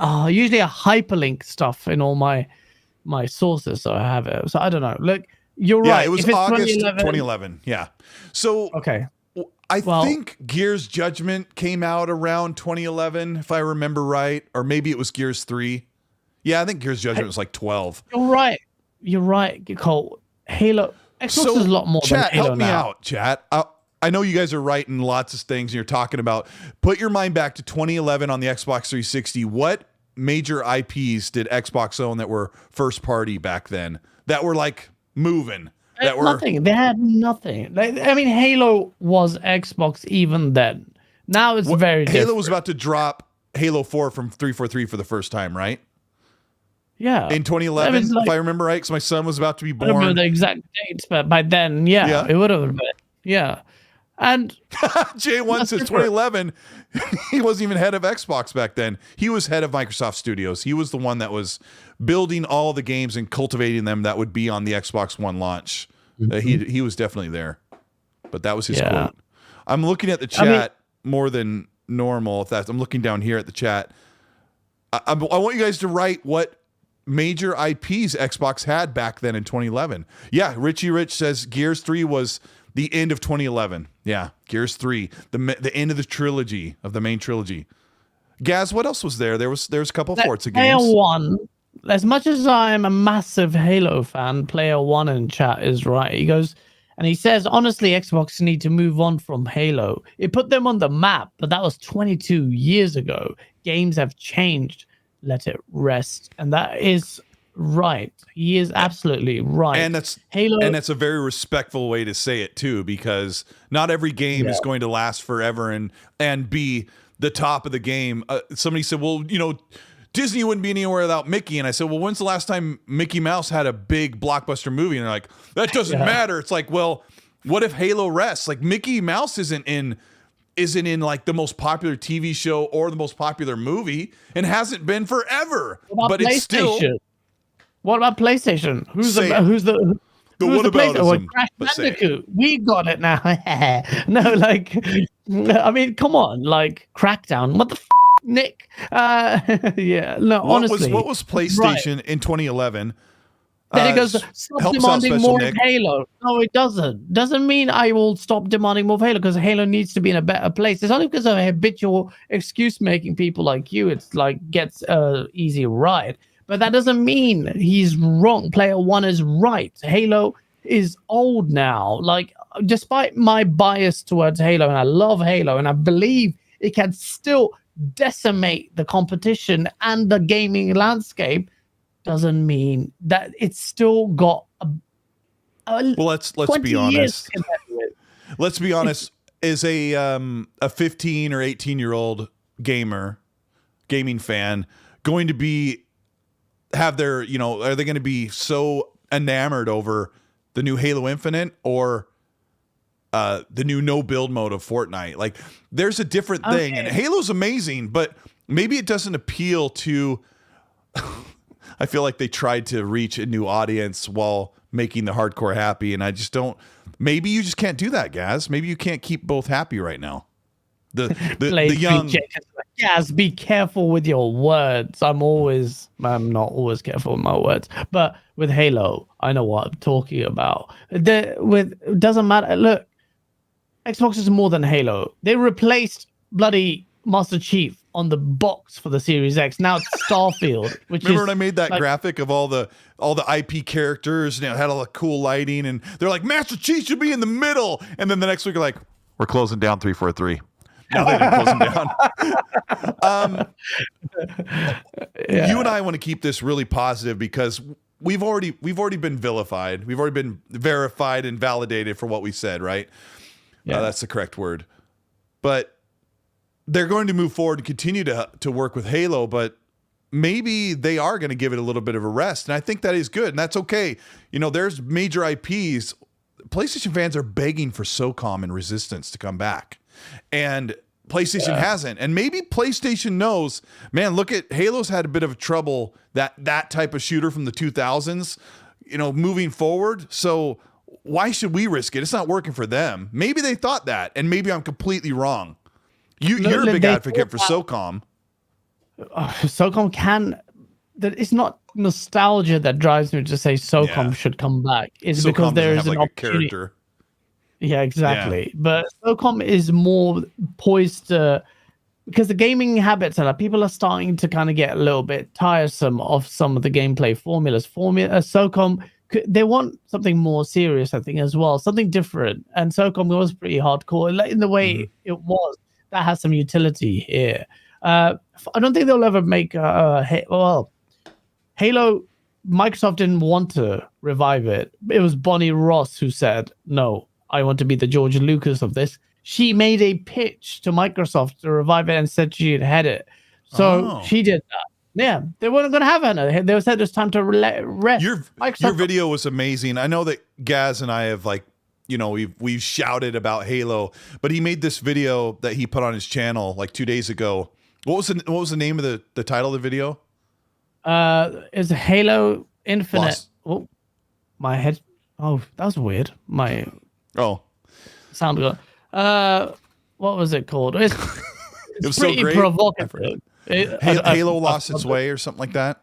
Anyway, Gaz did this really great retrospective that was really respectful and paid homage to the Halo Infinite failed. So what is the future of Halo and 343 Industries? And in my opinion, the failure was like, it's not failed. People are still playing the multiplayer. I'm like, you don't understand. The original vision was for this decade-long plan. It doesn't look like they have it. Pierre Hintz has come in. Joseph Staten came in to steer it. He's gone. Bonnie Ross gone. Good about Bonnie. Look, can I just say this one point because people don't understand? Go for it. I really respect Bonnie Ross. I'm not saying that. You know that. I would say if she's crap, let her go. I know you would. You'd be rude. I would be, but I'm not rude. Maybe some people think it's rude. I'm just kidding. Bonnie Ross cared, but she just didn't do it. I think I have never met this woman, but I was watching the IGN Unlocked interview, and I thought she seems like a really lovely woman, and he cares. And I'm like, imagine she came across my video, and I'm like being quite harsh. But if there's a remote chance Bonnie's listening or someone's listening that could forward out to Bonnie, I'm not coming at you. You have to understand, I love Halo. I really love it. It's just never been to the standard I wanted it to be. But Halo Infinite, I don't look. 343 have let go of Joseph Staten, or he's moved on to somewhere else in Microsoft. That's fine. Can Pierre Hintz save it? Hintze, I think it's pronounced. Can he save it? Perhaps he saved 343, but that was more for a technical issue. Master Chief Collection, but that was more of a technical issue. What's happening with the story? I always said that's the nucleus of Halo. You deliver this 10-year game. But I think when I say Halo Infinite is dead, it may carry on in its multiplayer, but a single player, because they've already they got the trademark or IP rights for Halo. What the hell is wrong with me, man? Like my brain. Halo. No, it's it's so The Endless. Oh God, Halo The Endless. They've got trademarks for that, so that means someone is going to maybe perhaps build this other game. Doesn't need to work on it. I still don't think they should forsake the engine because let me make it clear. Halo Infinite is the best playing game, one of the best playing Halo games that we've had in ages. I love the world. Yes. I love the open world system. Good. I love the vehicles. It's so good. I don't think so good in co-op too. I don't think you should scrap the engine. Let me read what Special Nick wrote. Because I haven't heard this before, and thankfully I'm hearing it now. He said, Gaz, they never actually said they had a 10-year plan for Infinite. They said everything they were doing for Slipspace Engine was laying the foundation for the next 10 years of Halo. And I often hear people say, oh, it's a 10-year plan for Infinite. And if that's true, what Nick is saying, they built up that engine to work on it for a decade. So they could make as many games they want with it. I think the engine has a lot of potential. Like one of the things I said the game did best in my review was the vibes were amazing. Like I know some people didn't like the Forerunner levels, but I really did. But then there was no biome, so I'm like, all right, maybe it's coming later. Because at the end of the Halo thing, he's like in a desert area. I'm like, all right, they're teasing more of different locales. Yes. So I'm like, you've done this. It's just stupid, but maybe there's more coming. And I was expecting 3 months later, 6 months later, they would have showed us something. Every campaign has different places to go and pushes you through. And, a linear-ish campaign pushes you to different areas, and that needed to happen. Let me read a couple of these. Yudona Kizato, who's the mod and been a channel member for 36 months, and that is as long as I carried Gaz in my belly before he was born. Yeah. He says, everyone hit the like button. Can make a difference. Your like can feed a pony. In these SIE game fairness of 68 metascores, you can make a difference. Oh, I gotta love that. Newcomb, well, thank you so much for the Canadian 5. He says, at 80 only Fallout, you can count on your teeth.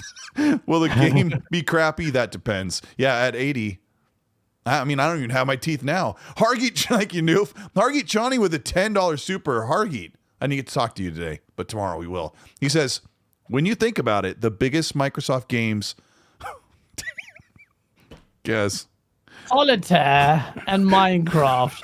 The next Halo game has to have a recap option in the menu to go over how we got here from CE through to Infinite. He's right though. You know, he's right about in terms of the story. When like, he said for the Solitaire, I was like, "Yeah, that's true." Go ahead. What were you saying? I mean, I was trying to look. I don't know, man. People are not prepared to hear my Halos to take. So I'm tired of trying to explain it. People don't understand it, in my opinion. So like, I just don't get it. Like, I'll make a longer video, but people just get annoyed at the title or not care about. I can't write a thesis on the thumbnail image, can I? And I need to get people to watch, but I don't know.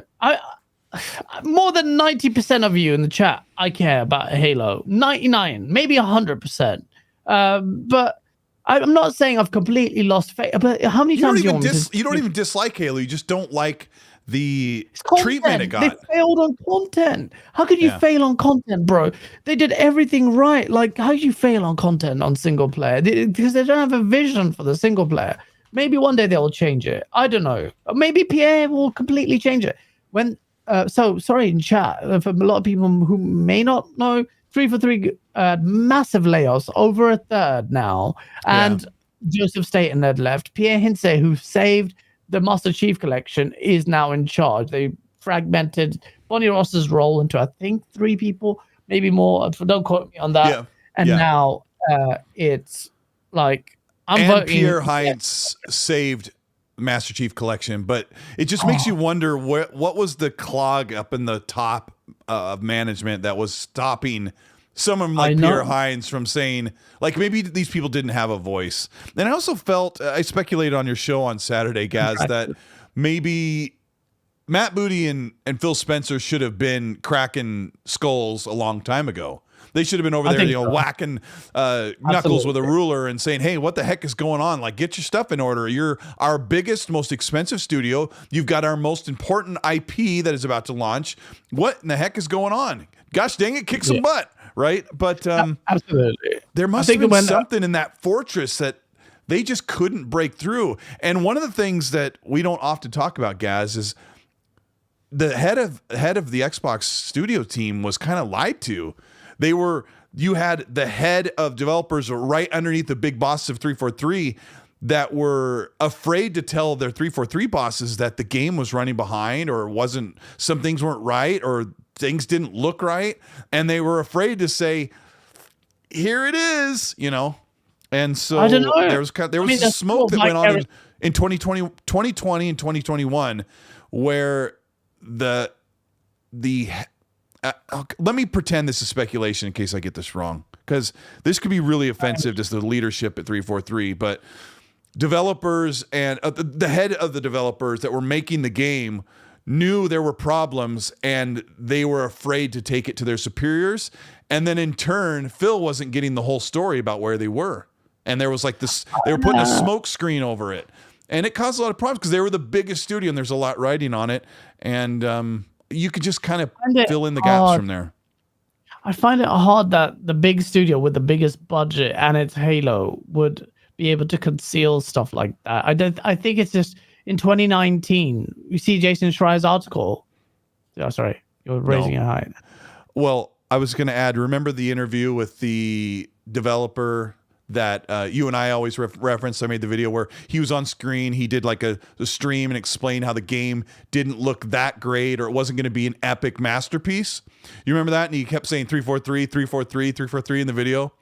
Remember that, Gaz? Yeah, absolutely. Okay. Yeah. I just wanted you and I've talked about it behind the scenes, but he publicly said that there were problems with how the game looked or the engine. And he also had alluded in that video. So what I was talking about speculation, I'm remembering some of it was his story. If you believe him, a head environmental artist at 343, that, stuff, transparency and honesty with management was a very difficult situation. So did he say that? Did he say that? He said things like that it was really difficult to get through the channels there. Yeah. One of the things he did say was, you know what he said? And that's where I got deflated, because it wasn't some epoch-defining game. It's like, okay, that's not how you handle Halo. Mission statement should be someone saying, this game needs to show everyone how it's done, and it can do it. This needs to be the best in class, visually best in class playability. We're doing free-to-play models. We've seen how Apex Legends done it. Fortnite have done it. All these guys have done it. And see what it is, content. We cannot sleep on behind the wheel once we launch it. These guys were so woefully unprepared that the game didn't work. Big Team Battle was broken for a month. They still don't have region filters in the game. Like, the game is supposed to be competitive. Replay is still broken. Like, all of that stuff is still happening. And the monetization options are crap cosmetics. No, they lied to you about what I'm not going to go through all this, but it was mismanaged. It was mismanaged. Bonnie coming up to Phil Spencer and saying, shall we release it piecemeal? Goes contrary to what she said in my clip, in my video, where she goes, you can't, when she's being doing the interview with Ryan McCaffrey, the IGN Unlocked, can't release a game like Halo piecemeal, in Halo Infinite. And there we go. Ultimately, Halo Infinite, in my opinion, has failed unless something tremendous happens to change that. Who will be the person happiest if that changes? Me.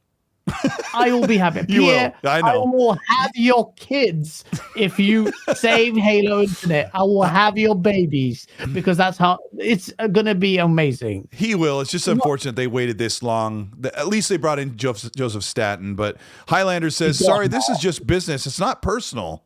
If you cannot produce, then you must go. A 10-year plan is out the window. And it's just unfortunate that 2 years after the game launch, or 1 year, what has it been? 1 year? I don't know. When's the last time I played Halo? This morning, you piece of... Anyway, next question. I tried the multiplayer. I always dip in like here and there. The last time I dipped in, I was getting 130 EMS. I was today, I didn't get 130 EMS game. I was glad. Just had terrible teammates and bots on my team. But yeah. So but is it true? Is it true, chat and my co-host Gaz? Is it true that Xbox isn't just Halo? I mean, they might be missing that big. Even if they I'm might a be massive missing that Halo big mascot. I'm not worried about. Who cares about mascots anymore? Mascots have been so last gen before that, even the gen before that. You don't need mascots. PlayStation's not anymore. using a mascot, and you have you have your Nintendo hero. is, but they're stuck in the 80s. What's Sony's mascot? What? I don't Kratos? think they have one. I mean, they have mascots. Like they'll show Aloy as a symbol of PlayStation, or they'll show Kratos as a symbol of PlayStation. Sometimes they'll show Ratchet, but they just have a family of IPs, and now Xbox has this family of IPs, and I think that's more of a modern. What's that? Sorry, I keep interrupting you. I keep interrupting you. I'm not even here. This is your show. Yeah, go for it. Xbox has a family of IPs. I think that's the better way to go. I don't know. No, absolutely. I mean, Xbox is going to be this year. Like, I can't wait for the floodgates to open. We've waited for so long, and I'm very excited. I'm excited. But I am still upset about Halo. Like, I woke up this morning thinking about it, and I'm really, really, because I still had hope just about how much. I am obsessed, and I feel like. I don't know. I'm not going to say anything else. Well, people don't. Let's end that part of it by saying Pierre Hines says we're going to continue working on great stories and multiplayer content, which translates to like. I mean, sorry, man. I'm like that was barely 2 lines. Yeah, like, just say we're not done with the Halo story. We're going to bring you more single player content and expand the multiplayer. But they're so vague.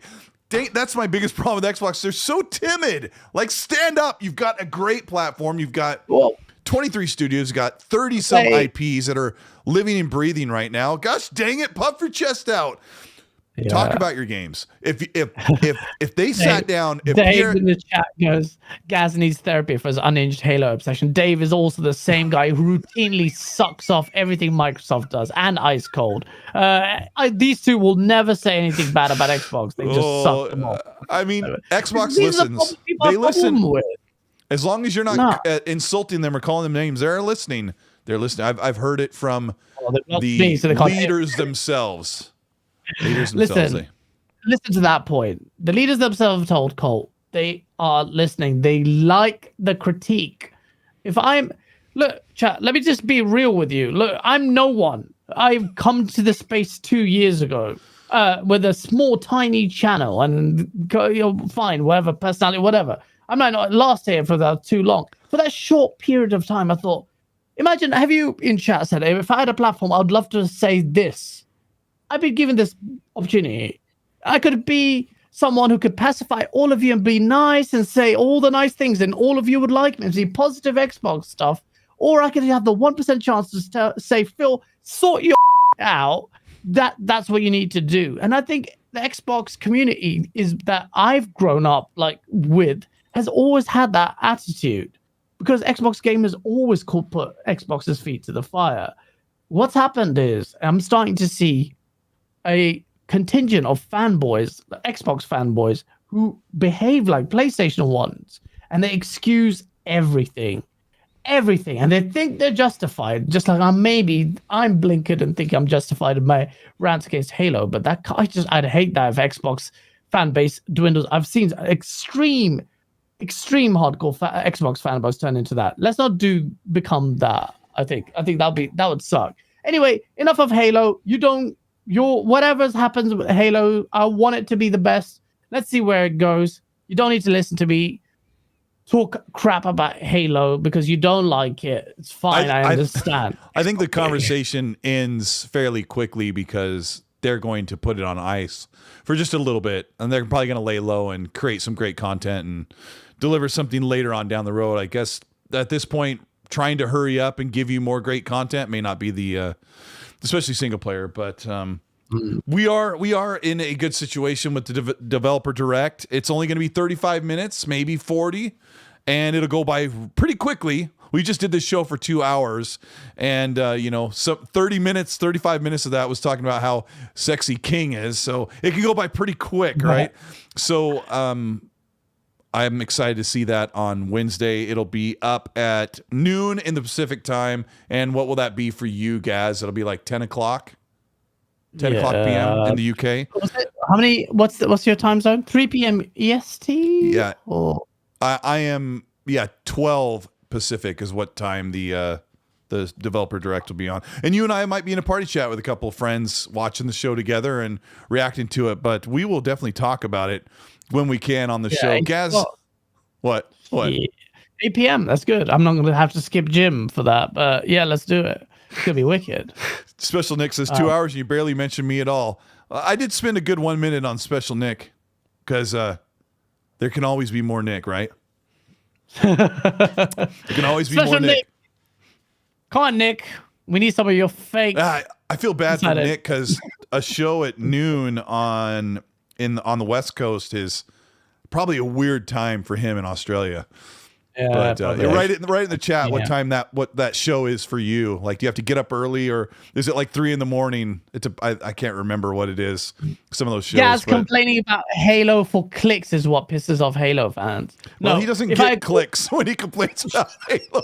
I lose subs every time. I lost subs in the last one on Sunday. How many subs? Like 30 subs, and I lost how many? About 60 subs in the other one. But in that video for Mr. Glaren, I literally start off with, what did I say? It's time to lose subs and make enemies. He says it every time. Exactly. I said that in the start of the video because of people like you say, "Oh, he does it for clickbait." You guys sit there and suck off absolute modicum, and that's what there is, mediocrity. And I'm sat there pouring my heart out in a video that I know no one will watch, or I will lose subs because it's hating on Halo. And like he does it for clicks. You wouldn't know integrity if it cock slapped you in the face. Next topic. Yes. Yeah. These Jed fake Sharp. little shit talk too Jed much. Sharp. Jed Sharp with the talk too much. 10-pound super. Cassie, we're gonna have a talk after the show. You're in big trouble. All right. Sorry. I'm sorry, Paul. Sorry. Jed Sharp says, "Thank you for the super." He says, "If the Activision Blizzard deal goes through, do you think Halo will be put on ice?" Guess. What do you think? I think it's going to be put on ice either way. But what do you think?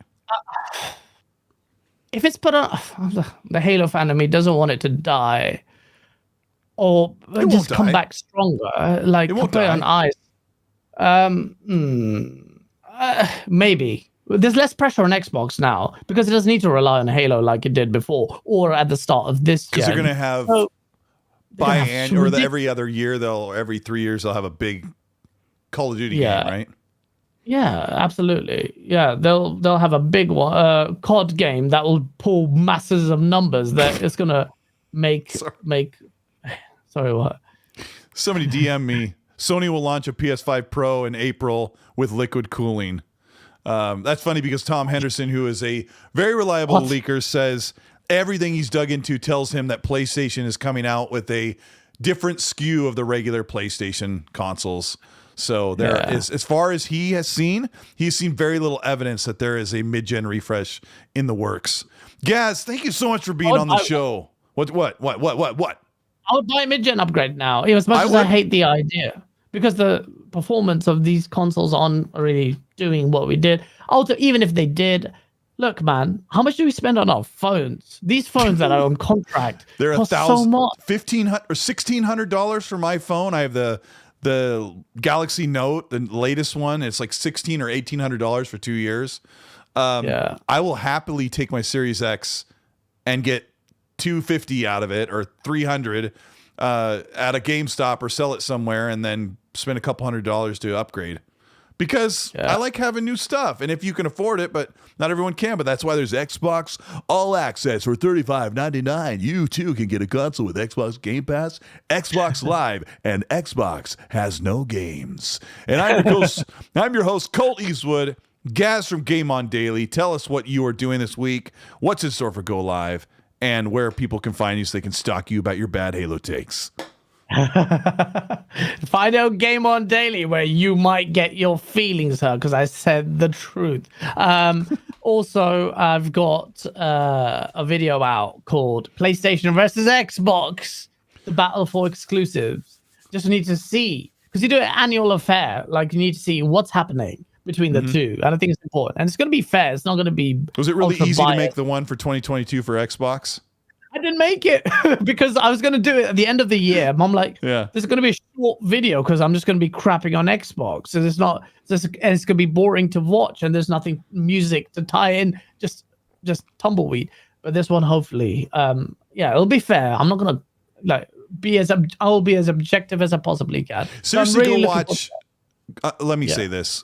Seriously, go watch Gaz's latest video about Halo. It is not he doesn't even bash Halo at all. It's just a report. He pulls in all these clips from the celebration of Halo's genesis and where it's going and where it kind of falters. And so it's a very serious, very beautifully cinematically made video, because you're one of the greatest, most talented content creators. Your stuff is so enjoyable to sit back with some finger foods and watch this video. So go watch that if you're a big Halo fan. I promise you're not going to be upset. You're going to love it. Gaz, I just have to pitch that video for you because it's another one of your greats. Let me read this last super and then we'll get out of here. Highlander drops one at the last minute. Thank you for the 5. He says, sorry, we have to hold Microsoft's feet to the fire. Otherwise, nothing will change. We as customers want and deserve better. And I think that's why we've seen them compete. Right? Yeah, absolutely. Let us compete, Phil. Yeah, and a shout out to the mods for, taking care of everything. Gaz, thank you so much for being on the show. I cherish every moment. It's 3 a.m. let's let you go. And everybody, thanks to we had over 1,100 people watching the show. Hit your like button on the way out and get that to 500.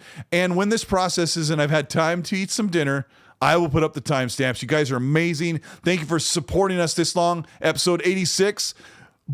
We're out. I'm naked again. And I'm going to find the button after that very cinematic ending.